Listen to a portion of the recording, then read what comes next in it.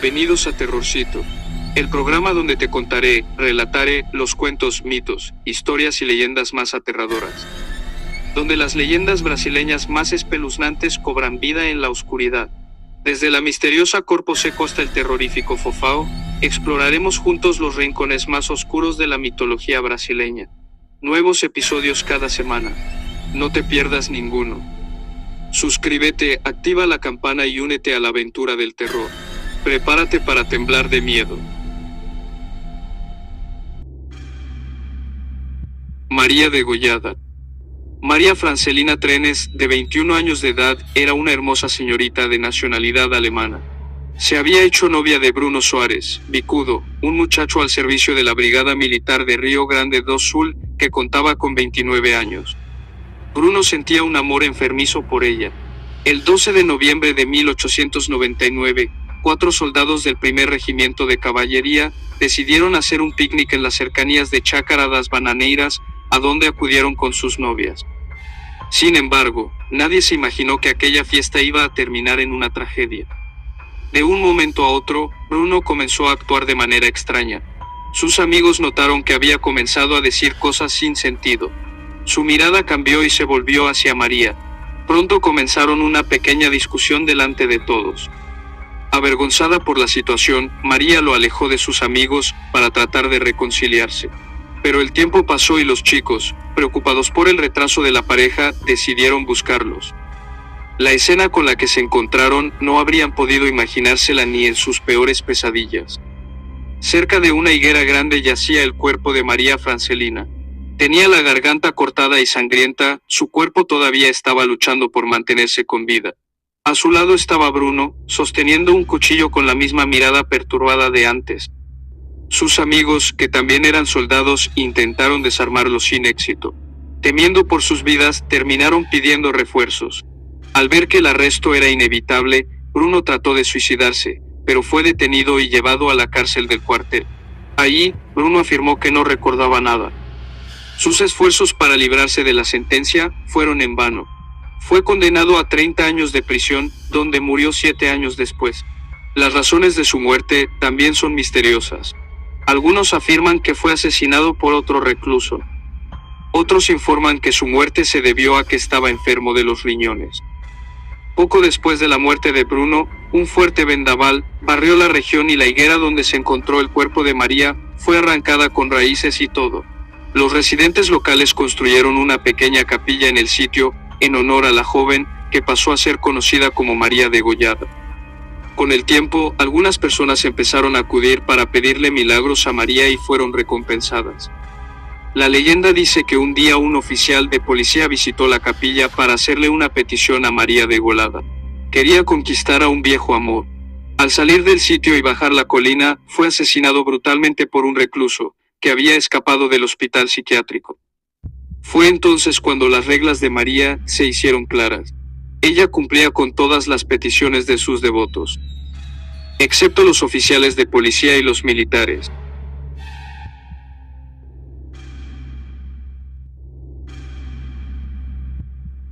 Corpo Seco. El Corpo Seco es una figura del folclore brasileño, representando el alma condenada de un hombre malvado que, tras la muerte, fue rechazado por el cielo, el infierno y la tierra misma. En algunas versiones, se convierte en una entidad errante que se aferra a los árboles secos o ataca a los vivos para alimentarse de su sangre. Según la leyenda, la figura del Corpo Seco corresponde a un individuo que, a lo largo de su existencia, ejerció violencia física de manera reiterada contra su progenitora. Como consecuencia de este acto de extrema transgresión moral, su destino post-mortem fue la condena absoluta. Su alma fue rechazada tanto por el plano celestial, como por el inframundo, e incluso el propio suelo, se negó a darle sepultura, expulsando su cuerpo de la tierra. De acuerdo con una variante de la narrativa popular en el interior del estado de Sao Paulo, el Corpo Seco manifiesta un comportamiento parasitario, atacando a individuos que transitan en su proximidad. Se afirma que esta entidad se adhiere a las víctimas y extrae completamente su sangre para subsistir, estableciendo una analogía con los mitos tradicionales sobre vampiros. En ausencia de huéspedes de los cuales obtener su sustento, su existencia llegaría a su fin. Registros de esta leyenda han sido documentados en múltiples regiones de Brasil, incluyendo Paraná, Amazonas y Minas Gerais, así como en determinados países africanos de habla portuguesa. En estos últimos casos, la transmisión del relato ha sido atribuida a veteranos brasileños que participaron en la misión de paz UNAVEM y United Nations Angola Verification Mission. Su presencia también ha sido señalada en la región centroeste del territorio brasileño.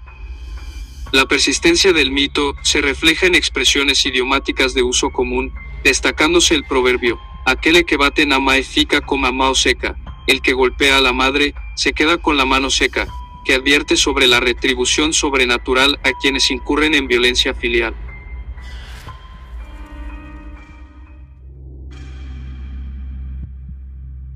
El espantapájaros premonitorio. Esta leyenda transcurre en la región rural de Ibirubá, en el estado de Río Grande do Sul. Antonio acababa de enterarse de que la granja vecina se había vendido a una familia nueva, una pareja con 5 hijos. Desde el principio se dio cuenta de que eran personas muy trabajadoras, ya que cuidaban con esmero los campos y habían colocado un espantapájaros muy hermoso en medio de la plantación. El primer día, Antonio lo estaba admirando cuando vio como una hilera de sangre fluía del muñeco. Pero al acercarse, la sangre desapareció. De modo que el hombre pensó debía haber sido tan solo una ilusión óptica. El segundo día, de camino a casa, Antonio volvió a mirar el espantapájaros del vecino. Todo estaba en orden hasta que se cayó la cabeza del espantapájaros. Esto asustó al hombre, se asustó y provocó que saliera corriendo. Al tercer día, Antonio vio que habían puesto la cabeza del espantapájaros de nuevo en su lugar. Una vez más se quedó observándolo, hasta que de repente, en lugar del espantapájaros apareció el cuerpo de una persona sangrante. Incrédulo, el sujeto se acercó al muñeco de nuevo y vio que volvía a ser solo un espantapájaros. Se dijo que debía estar alucinando de nuevo. Al día siguiente, Antonio notó que había muchas patrullas de policía en la carretera.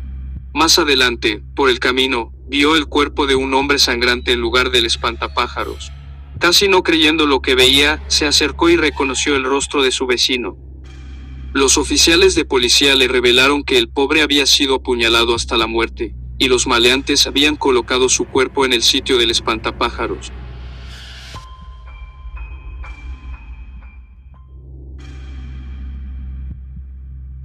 Cuchillos escondidos en muñecos.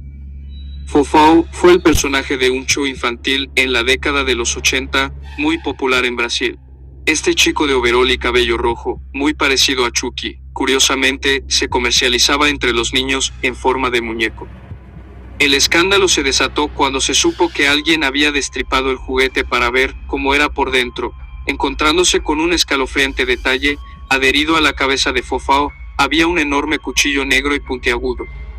Padres y madres empezaron a desarmar los muñecos de sus hijos para comprobar este detalle con terror. Pronto se esparció el rumor de que los productores del programa habían hecho un pacto con el diablo para que éste tuviera tanto éxito. El cuchillo simbolizaba dicho pacto. Incluso se habló de que la verdadera finalidad del juguete era hacer que los niños se mataran entre sí, en simbólico sacrificio para el mal. Fuera como fuera, luego del tenebroso incidente, los muñecos salieron del mercado. Esta leyenda urbana, por supuesto, nunca se pudo comprobar y es prácticamente seguro que fue inventada. No obstante, la revelación de supuestas fotografías reales en Internet y el contexto tan macabro en el que se cuenta, hace que sea una de las más horribles en Brasil.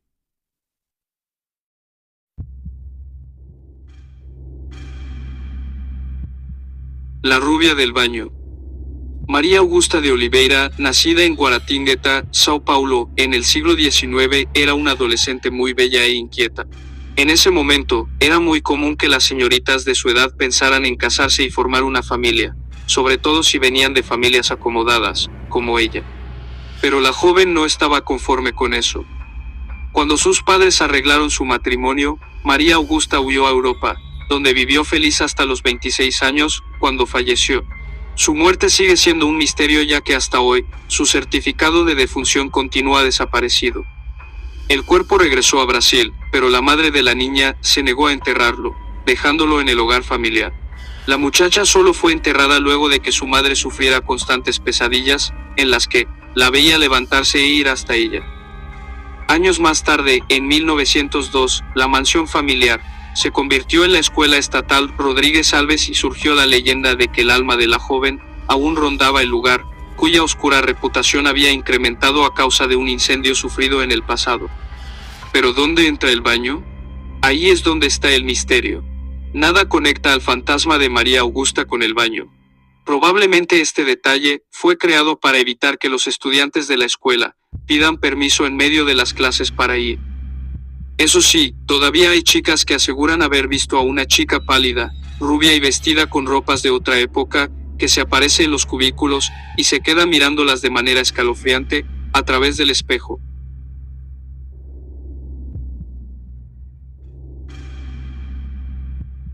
Los caníbales de Porto Alegre.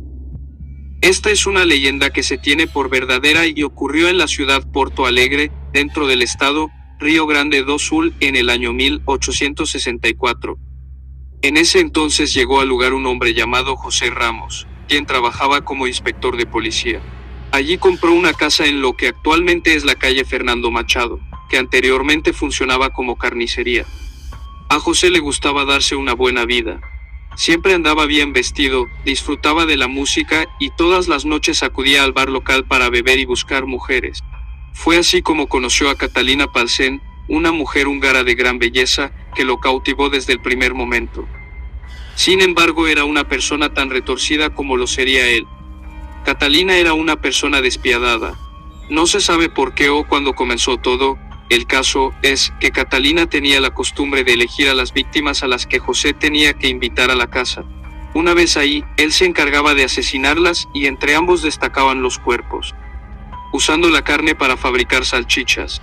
Estas fueron vendidas a los comerciantes de Porto Alegre y gustaron muchísimo a la gente, lo que les permitió ganar más dinero que nunca. Nadie sospechaba el origen de la carne.